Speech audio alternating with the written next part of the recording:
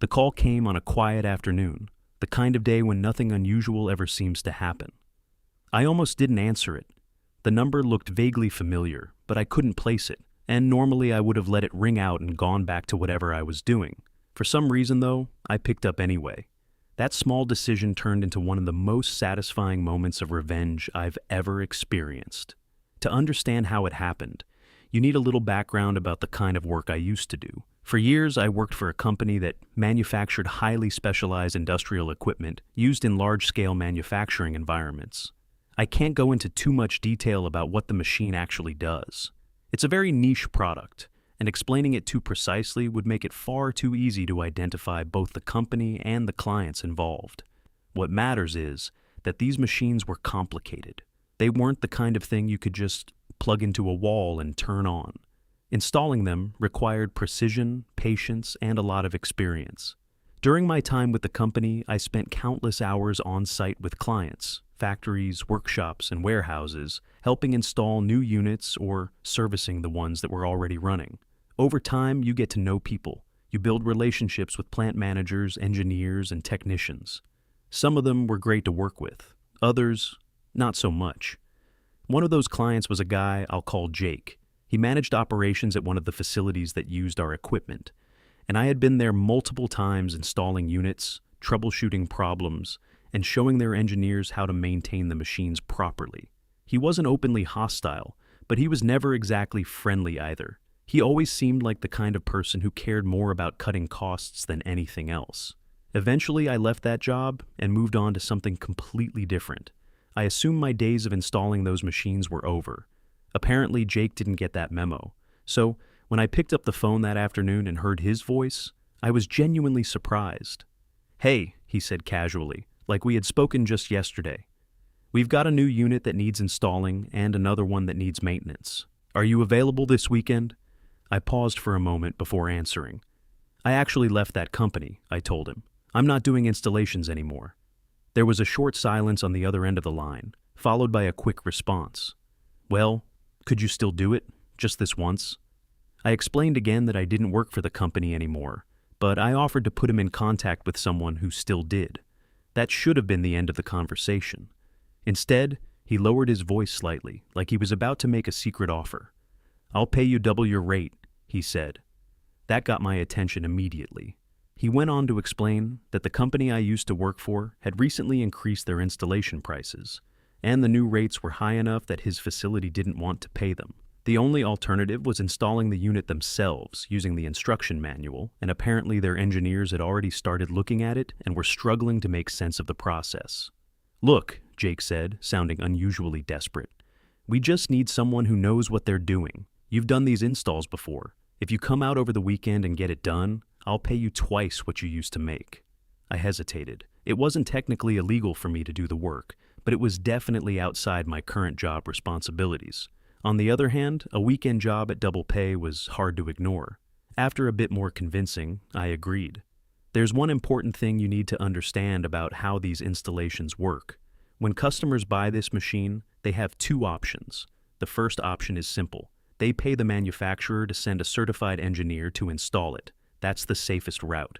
The second option is cheaper. The company ships the machine along with a very detailed set of instructions, so the customer's own engineers can assemble and configure it themselves. But those instructions are dense, full of technical diagrams, calibration steps, and configuration procedures. It's not something you can figure out in an afternoon if you've never done it before. There was also a very strict policy attached to that second option. If a customer starts installing the machine themselves, the manufacturer will not step in later to finish the job. The reason is liability. Once someone outside the company begins assembling components, there's no way to verify whether any damage happened during that process. So, if a customer begins the installation and messes something up, the supplier simply refuses to get involved. That little policy will become very important in a moment. The weekend arrived, and I drove down to Jake's facility. The machine had been delivered in several large crates stacked near the production floor. Everything looked brand new and untouched. I unpacked the components, laid out the tools I had brought, and started working. Installing one of these units by yourself can take several hours if everything goes smoothly, sometimes longer. The first few hours went perfectly. I assembled the main structure, mounted the internal modules, connected the control panel, and started wiring the system. Their engineers hovered nearby, occasionally, watching, but mostly staying out of the way. By the 6-hour mark, I was nearing the final stages of installation. That's when Jake walked in. He had the same slightly smug expression I remembered from before, but something about it felt off. I wiped my hands and told him the good news. "I'm almost finished," I said. "Probably another hour or so." Instead of looking relieved, he shifted his weight awkwardly and cleared his throat. "Yeah, about that," he said. Something in my gut tightened immediately. He gave me a half-apologetic smile. "Look, I'm really sorry, but the company just doesn't have the budget to pay you." For a moment, I honestly thought I had misheard him. "What?" I asked. He shrugged as if this were a minor inconvenience. "Our engineers can take it from here," he said. "You've done most of the hard work already." The realization hit me like a punch to the stomach.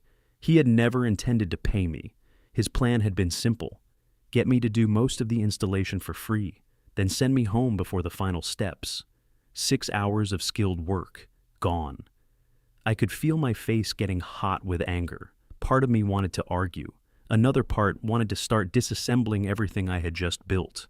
But then something else happened. An idea.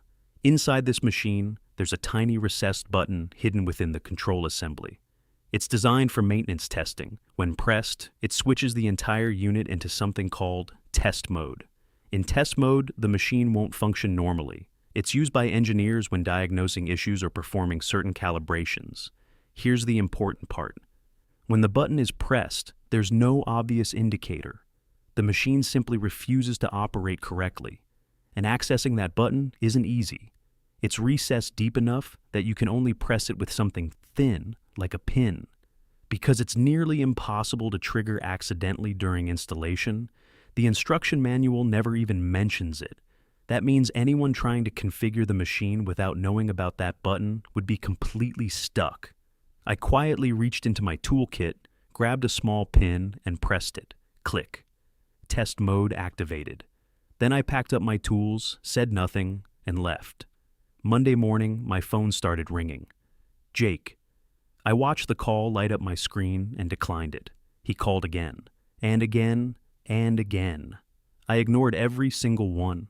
I already knew what was happening on the other end of that line. Their engineers were trying to configure the machine, and nothing was working. They would check the wiring, restart the system, reread the manual, but nothing would fix the problem because the machine was still in test mode. And since they had started the installation themselves, the manufacturer wouldn't touch it, exactly as company policy stated.